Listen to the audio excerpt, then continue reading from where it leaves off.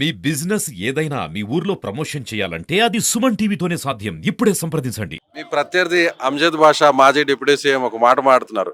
So మా నాయకుడి విగ్రహానికి టీడీపీ జెండాలను కట్టారు. మేము అధికారంలోకి వస్తే టీడీపీ ఇళ్లకు వైసీపీ జెండాలు కడతాం.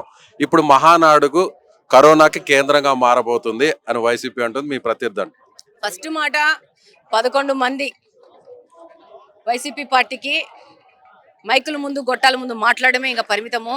అంత మాట్లాడాలనుకుంటే ఈ 11 మంది వచ్చి అసెంబ్లీలో వచ్చి మాట్లాడితే బాగుంటుంది.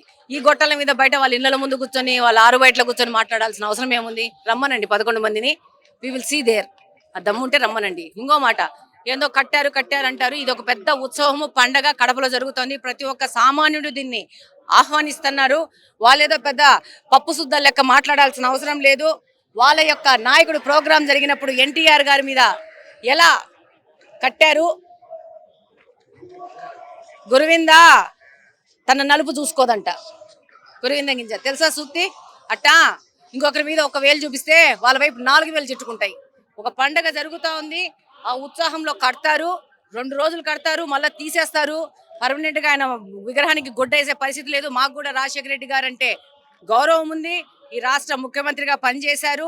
వాళ్ళకి ఎంత ఉందో గౌరవం, కానీ అంతకంటే ఎక్కువ గౌరవము యాజ్ ఏ సామాన్యుడిగా మాకు కూడా ఉంది రాజశేఖర రెడ్డి గారి మీద.